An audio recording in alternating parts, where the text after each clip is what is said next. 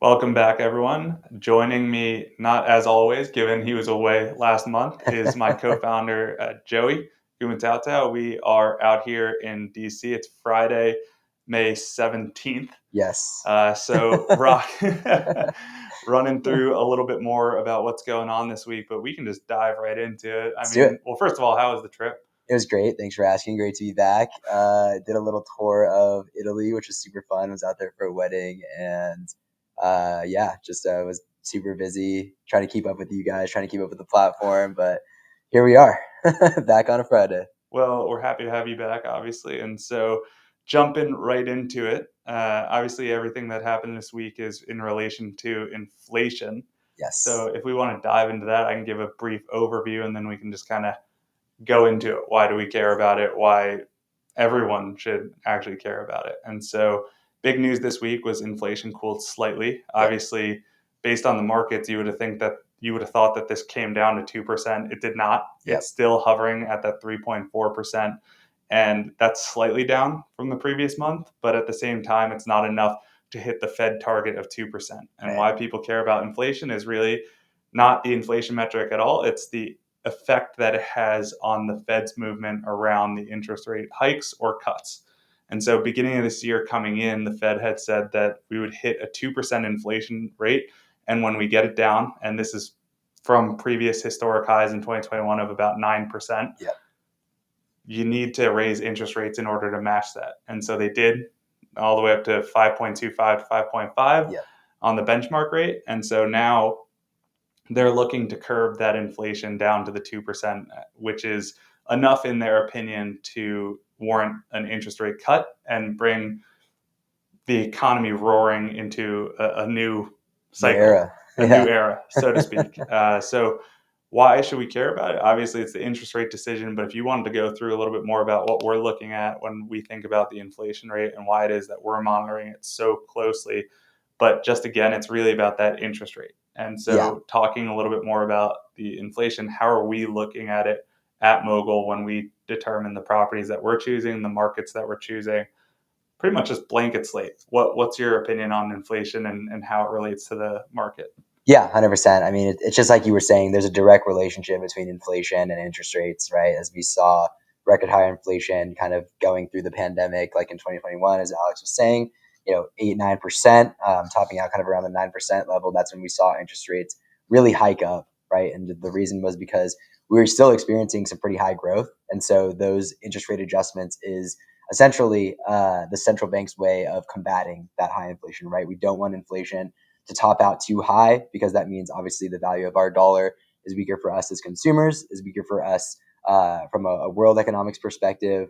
So how does that tie into kind of where we're at right now, right? As Alex was saying, we're trying to, or I guess the Fed is trying to watch closely to see when we kind of hit that 2% target rate before we see any actual interest rate reductions, right? And so, we were originally planning to see a bunch of interest rate lowering kind of moments, throughout the early half of this year.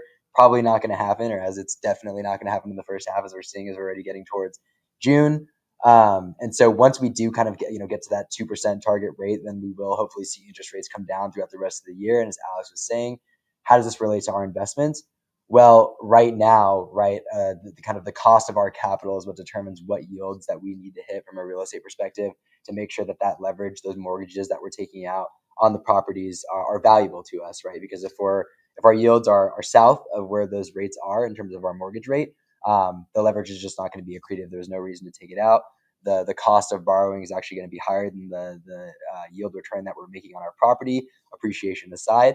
And so, as we're kind of seeing rates hover, we do luckily have some incredible lending partners that allow us to achieve rates that are lower than typically where the target rates are for 30-year fixed mortgages. And in addition to that, a lot of them are interest only, which is extremely beneficial to all of us. And then we do have that kind of the sale leaseback model, right, which is also completely market agnostic and allows us to achieve rates from much more friendly borrower environments. But that's a little bit in a nutshell, kind of what we're targeting now and And why I we care. and I mean, honestly, if you're thinking about inflation and you're talking through what it means and what it means for Yep. the interest rates and why it is that we care about it so much from the housing perspective, given we are investing in single family rentals. So Yeah. we're making a bet on residential sector to not only exceed expectations, but to continue that upward trend. So how it That's right. relates to inflation, everyone thinks that it's just kind of a finger in the air type thing. But the consumer price index, the CPI, a large part of it is housing. 100%. And so this entire, I guess, inflationary era, everyone just kind of pointing a finger at each other, trying to decide who it is that's driving inflation up the highest. But I will say housing makes up about 1/3 of that CPI Wild. index. So, Wild. and the fact that that is astronomically high and we're seeing increases in the 5% plus range, when that's kind of, it's going to be very hard to drive it down to the 2% with a third of your index going up 5% plus in the Mm-hmm. housing. And so how does this factor into a lot of the areas that we're looking at? It's because a lot of supply flooded the market in response to the massive demand from immigration trends throughout the US, to from the core cities to the secondary cities in the Sun Belt, to a lower cost of living, to a better living environment, Yeah. frankly. And Mm-hmm. so looking at it from that perspective, you had this flooding, this overreaction. And so that's when the supply, now it's starting to exceed a little bit the demand. And so we'll see a little bit of a curving on the inflation itself. And I mean, housing for the Fed, they have the PCE they look at, and that's 1/6 of the PCE basket. And so housing is going to play a massive part going into it. But again, it's kind of this who done it, right? Right. Because you read an Who done it? article every day where it's like the hospitality sector, the medical sector. There was a massive thing today about how prices in surgeries are going up, and that's what's driving inflation. Wow. And so wherever you look, inflation's going up. And it's not necessarily one attributable factor, but housing plays a massive component in it. And it's such a high correlation to the interest rate environment, which is just going to absolutely explode in the near term. And so I will mention too that I like the way that the Fed's approaching it. I don't know if you agree or not, but they're really data driven in this. They're Yeah. not just saying like, oh, later this quarter, we're going to make X amount of interest rate cuts. No, they think the data has to show first before they move. Granted, they're not that proactive in thinking, so it's a little bit tough Very from reactive. our perspective, No. but it's the best way to do it. It's the best way. It's the good thing about inflation with it coming down. I mean, the Fed has two ways to cut interest rates. It's either one is inflation comes down, or two, the labor market softens. Given inflation is coming down, the market is making a bet that the labor market doesn't have to soften in Mm-hmm. order to cut interest rates and therefore continue growth. And so that's kind of, in a nutshell, broad speaking, about why we care about inflation, especially in the housing market. Yeah. I don't know if you have anything last on that, or we can dive into all things mogul, given the exciting updates. Yeah, no, I mean it's expensive out there. Life is just expensive. The cost of living, the cost of playing, right? I guess you could call it like, travel, anything. It's expensive, right? And like it's weird because there's a relationship between the wages that we need to earn, or that everyone needs to earn to live, right, and to play. And so as the cost of living goes up, wages ideally need to go up. And the way that the market's been performing, it's like there's so much growth going on because wages are having to be higher to meet that need, right? Labor market's still relatively strong, and so yeah, it's like you were saying. There's really two drivers, and I guess we'll see what happens. Yeah, I Yeah, mean, but the market is pricing in a soft landing. I don't yeah, know that to who was the Fed chair that said irrational exuberance, but it's yeah, irrational exuberance right yeah. That's now. exactly right. Inflation coming down by 20 bips, that's not going to be enough to move the needle, but Yeah, it's making a little bit of a dent at least. So we'll be keeping you up to date, obviously, on all things inflation because it relates directly to interest rates, how that impacts the housing. I mean, one of the things that we had that launched earlier or yesterday is the property, the WAMBSGANS. yes, we can hide no longer. And obviously, you can't make a Tomlet without cracking a few Gregs. And so, obviously, that's a secession reference, by the way, Yeah, for those.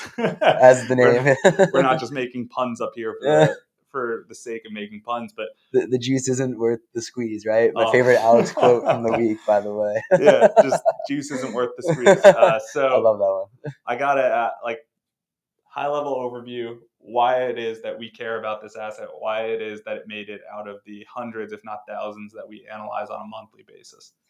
Yeah, well, I mean, on top of the fact that this is just an incredible opportunity with just great product, located in a great market, we have a great relationship with the seller. I think the big thing here is that this is kind of the first of its kind, right? I mean, we've talked in the past about the kind of mogul modified sale leaseback. What a mouthful. Um, it's kind of the first of its kind, right? We've developed this. Alex and I together, and the rest of the team have developed this market agnostic product that essentially allows us to marry the ability to pass along accretive leverage, right, without triggering due on sale, meaning that we can pass along lower rates, even though interest rates are really high right now. In addition, with the fact that we can give sellers the ability to achieve near feeless liquidity while leasing back the property that they've then sold to us at fair market value so that we can kind of reap the benefits going forward, right? So, as we always talk about, sellers typically have two options when it comes to achieving like a real liquid return in their real estate, right? And it's either, you can sell or you can kind of take out some type of line of credit against your equity, right? Whether that looks like a second mortgage, a HELOC, a home equity line of credit, whatever it is. So when you sell, as we always say, you incur, 10+% in closing costs on your purchase price, right? That's not even on your equity, that's on your purchase price at the closing table. So it's very, very expensive, very dilutive to your return. And then if you're looking at taking out some sort of line of credit, that's also very expensive, right? I mean, you have origination costs up front, which are usually percentage point to 2 percentage points on the actual loan that you're taking out as liquidity, and then also a recurring annual expense in the form of an APR, right? That you're essentially giving the lender to take out that liquidity against your money. So we give sellers the ability directly to take out that liquidity, essentially near feeless. We achieved a 1.5% aggregate closing costs on the purchase price, which is tremendous. And Well, just if we walk that through yeah, against what it is, like if we were to stack up the closing costs, right, yeah, and just make it to the holistic thing, why that 1.5% is so massive. yeah, it I is. mean, 3% buyer's agent, 3% seller's agent. This is from the seller, Yep, by the way, out yep, of their pocket. yep, So that's 6% right off the table. yep, 1 to 2% in title, yep, and about 1 to 2% in origination fees. So we're talking about in that 8 to 10% range. right. And that doesn't even take into account any closing cost credits that you have to issue to the seller in order to even sell your house. It's That's becoming a right. buyer's market, which is incredible for us and Oh yeah, incredible for people with dry capital. But at the same time, as a seller, that's horrible. oh yeah, So every sticker price that you're looking to sell, if you don't have over 12% equity in a home, right, you're out of luck. right, Granted, it's a golden handcuff era and you do have more equity in a home than ever. But if you put down a low down amount and need to sell quick, you're out of luck. right. And so this offering of 1.5 versus up to 12%, Yep. I mean, that is ridiculous. Not to mention, like when you're at the table and you just see all those weird miscellaneous closing costs, you're like, what the heck is all this for? Like, what am I paying for? Yeah. Escrow just literally paying someone to hold your money for 30 days Yeah, it's and paying ridiculous. them $1,000+ for Right, just that, right.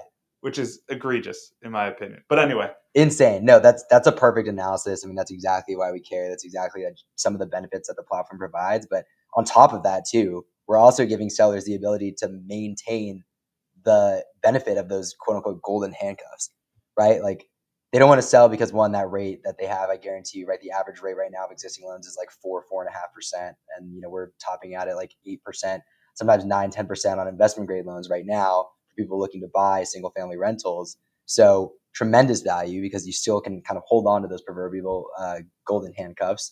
In addition to that, you transfer out of your debt obligations because we're the ones purchasing the home, right? Putting it on platform, making that property company LLC that then our investors can invest in directly. And then additionally, the leaseback structure of it allows them to actually continue to use their home without having to move out of it, right? So it's not like they have to sell, move somewhere else. It's like you can continue living your life exactly the way you're doing it now. You just got liquidity. yeah. And it's beautiful for us too, because obviously with mortgages versus if you're to do on a commercial lending side, depending on obviously the lender that you're dealing with, a lot of Right. times it's lower than a 30-year fix. Definitely. And so the idea that you can sign someone to a long-term lease of 15-year plus Yeah. compared to the average commercial lease of around that 10 to 15 year, depending on obviously the asset class, That's ridiculous It's to awesome. be comparing that the 30-year fixed mortgage. So your costs are going to stay relatively neutral for the next 30 years, but you're going to have a 3% or plus bump up Yep. in the lease for 15 years. I mean, that's risk mitigation if I've ever seen it. 100%, and that's a perfect segue. We managed to secure an excellent lease back here, so that's the second part of the equation, right? Is we have the previous owner, now the tenant, continuing to live in the home, leasing back here at a 15-year structure, which is incredible, Yeah. and that's with 3% annual escalation. So as Alex mentioned, the gross income that we're going to be receiving on this property, the gross rent is going to be increasing at a 3% rate per year, even though our expenses should remain relatively flat and our fixed costs of the debt remain flat, right, in terms of the actual payment we're making each month. So just incredible benefit there. I don't have anything else to add on that. I mean, just the fact that the returns are what they are. I don't even think you've dove into the return. Yeah. We're just talking about right, the concept and the idea itself. But it's kind of ridiculous that you have a market agnostic strategy here that in a world of interest rates, in a world so I will caveat this. A year or two ago, when we were first playing around with this concept and first coming up with the concept, we would go to a seller and they would not even entertain the idea. No. The idea was, if I can sell and get out of this and just get another low mortgage, why the hell would I even deal with you all? Right. Why would I go through the headache, the just entire process, the complexity of it all? Real estate as a whole is complex. Yeah. So why would I add an extra layer of complexity, even though it's very and virtually seamless? Yeah. We make it very, very easy for the seller. But at the same time, when we were approaching sellers, they would say, absolutely not. Right. I've got a bidding war right now, and Right. this isn't making your offer more attractive. Now that the market is softening, inventory is increasing, time to sell is at all-time highs in a lot of these really attractive markets for us. Mm-hmm. There is going to be a lot more of these on the horizon because people want this fee-less liquidity. People are willing to figure out creative ways to get out of their home equity so that they can get liquidity and live the rest of their lives while still maintaining that appreciation through a market like this, where they don't have to move out of a house to continuously show it for 75 plus days that it's on the market. Right. And so that's also just a massive intangible that we can't even begin to explain. 100%. I mean, you hit the nail on the head with that one. Let's talk about the property itself, right? Yeah, the concept's beautiful, but what about the damage? Yeah. So, I mean, this one's awesome, right? As you said, it's going to be a 10% net levered IRR. We account for operations and capital markets, right? So, rentability and appreciation, right? And so the rentability here, I mean, knock on wood, is essentially almost guaranteed, right? So our tenant, right, they have this newfound liquidity that we have extended as the buyer.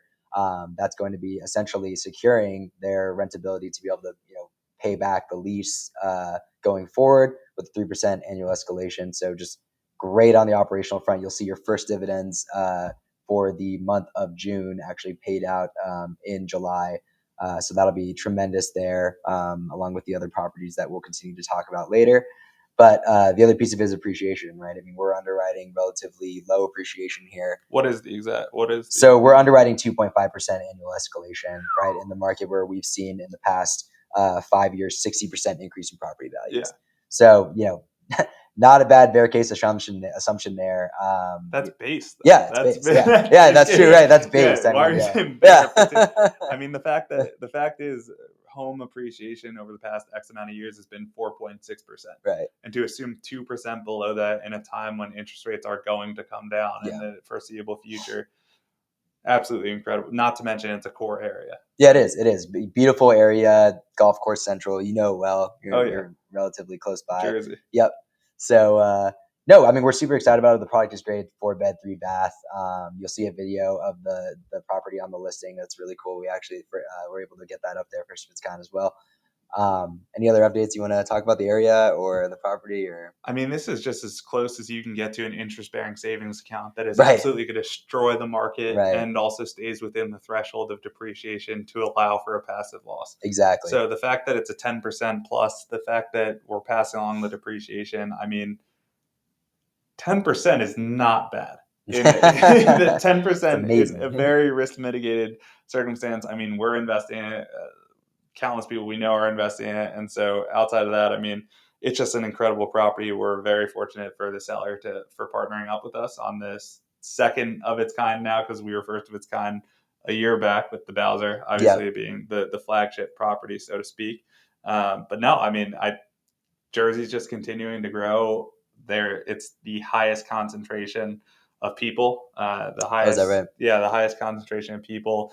And so the fact that there's not really a lot more area to explore, and Right. the area being outside of New York, obviously, and the fact that it's within spitting distance, kind of, Yeah. is very attractive, especially as people are getting priced out of New York. I mean, you're seeing it constantly. Manhattan is just a cesspool of bacteria and also just rent and whatnot. I mean, I have mixed feelings about it. I think it's the best and the worst city in the world, but at the same time, it's going to continuously be there, at least for as long as that 15-year lease is in place. Yes.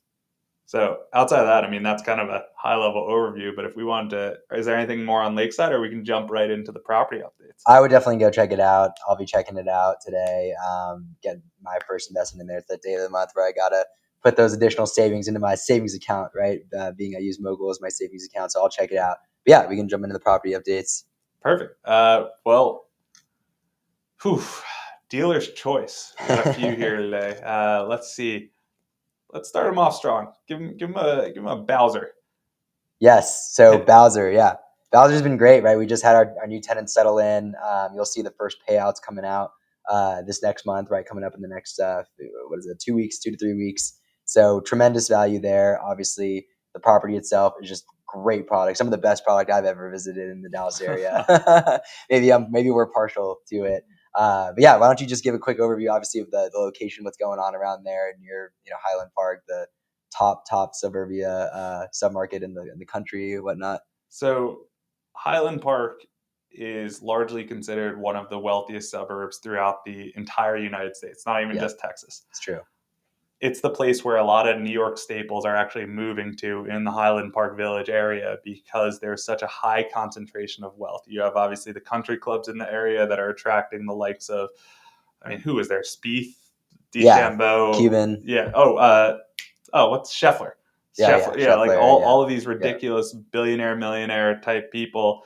It's just an absolutely ridiculous suburb. And the fact that this is right on the border of it is absolutely incredible. It's in an area that is quickly growing. yeah. I mean, it has been growing for quite some time. It's within the Golden U, as we call it, the highways that kind of run parallel to the city of Dallas. Yeah. But outside of that, I mean, it's just an incredible area, incredible property, 2,500 square feet, priced very well. We got it obviously off market.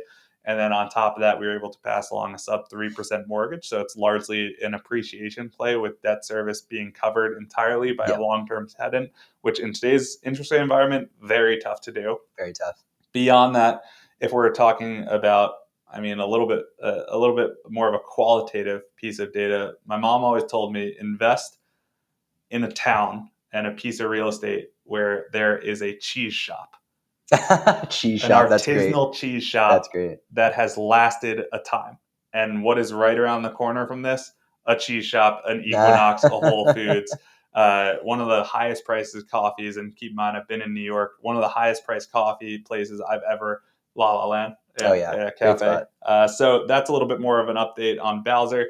Obviously, Thanks for the wisdom, Michelle. yeah, that's one of the things that we love here is the Dallas market and the Dallas region. Obviously, supply has been increasing there quite a bit, Yeah, but at the definitely. same time, we haven't even begun to realize the demand. The Truly. financial hubs are continuously moving down there, unlike in Austin, where Oracle just did an about face and moved out to Nashville because of Yeah. healthcare reasons. I didn't realize it's because there's a massive health tech presence in Nashville. Makes And sense. so the fact that they're moving out there, it completely, I mean, it shies away from what they were saying, which is they moved out to Austin in 2021 for their Yeah. headquarters. The fact that they're just like, nope, Yeah. absolutely not. So that's a little bit more on the Bowser. Let's rip it through Inland Empire.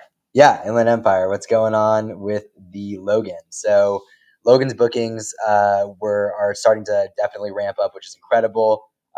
You'll see that after last week's announcement of about that 14.7% escalation in property value, right? We're starting to see incredible bookings come through. We already have a handful that were coming out from April to help us cover our debt service and all of our expenses. And then we already have 3 this month in the month of May that are going through now, and a fourth one leading into June at the end of the month, which is just incredible news. We are going through an awesome transition with our property management partner now to actually have all of these Airbnb listings listed on 120 different listing platforms, which is incredible. So you see that going forward should bolster our occupancy across the board. But the Logan's continuing to perform well. Incredible location, just as a reminder, out here in the Inland Empire in Ukaipa, in and around the land of wedding venues and wine country. But yeah, you'll see, dividends continue to increase there. Bookings are doing solid. And so, yeah, it's a little bit of the update there. And then on top of that, appreciation is absolutely crushed. We Yeah, were able to source this in not a fire sale necessarily, but close enough. close enough to it. And so we were able to source it well below market and well below appraisal. So already 25% plus appreciation for an investor if they invested $1. And so we're going to mark to market that asset in real time once it's sold out. So investing now means that you actually already have baked in appreciation day one, which is absolutely incredible.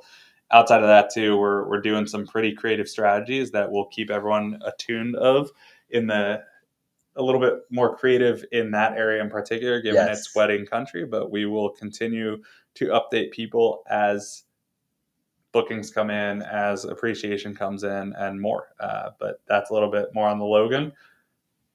I mean, I think we go Kendall and then save the best, not the best for, but like My personal favorite, yeah. the All right. Roman, my baby. No, the Kendall's been doing very stellar. So again, this one's out in Dallas near Lake Hubbard. Incredible amenitized property with a great pool. Uh, so yeah, this one's ramping up its bookings as well. We just sent out the most recent updates. Nothing but good news there. So we had 3 stays so far already in May, with additional ones coming along the board. I actually just got a text before this AMA saying that we had our next booking first week of June for 5 days actually, which is incredible. So that's a great start to the month of June in addition to May. But with that, you'll see your next distributions coming out in June for this one. We've already sent out the distributions for the month of May on this one, which is great. The first official income yield cash flow on this property, which is tremendous. Just getting this one propped up so quickly. Shout out to our team. Shout out to the property management partners. And yeah, nothing but things coming forward. I mean, the Roman was an exception and people got way too attuned to the fact that you could get yield month one, but the fact that you could get yield month one of operations of an asset, Yeah. it's pretty incredible because think about, I mean, obviously I know I booked my hotels way too late, but at the same time, people book out these things well in advance. And the fact that they're being booked out seemingly instantly is pretty incredidible. So just speaks to the quality of the assets brought to platform. Obviously, Joey helming a lot of this, and so the fact that they've just been absolutely incredible to date has been obviously tremendous work. Hey, we're trying. We're trying. But with that, I mean, that's not even representing the darling of it all, the Roman. We love the Roman. We love the Roman. So you did see your distributions come out for the Roman as well, with the Kendall, and this one just continuing to perform exceptionally. Don't expect this on every single property because this one is knocking it out of the park. If you combine, this month's distributions with last month's, we're already on target for an 18% plus annualized yield, and that's before appreciation alone, right? Which is just absolutely ridiculous. So all about the Roman. Don't necessarily need to go in and dive in and recap on all the details about it, but this one's already continuing to outperform underwriting. You'll see the updated underwriting coming out next month. And then this one will have a higher distribution as well that we're going to distribute out in June. So super exciting stuff. And I mean, one other kind of piece of information too, and something that I kind of looked at pretty happily this morning is I found out that of the Texas markets, there have been really only 2 that have actually decreased in price year over year. Both of which were those Sunbelt darlings during the pandemic, both of which we do not hold in the portfolio here at Mogul. San Antonio and Austin both got clobbered this past year. There are articles coming out, but Dallas and Houston continue to remain strong.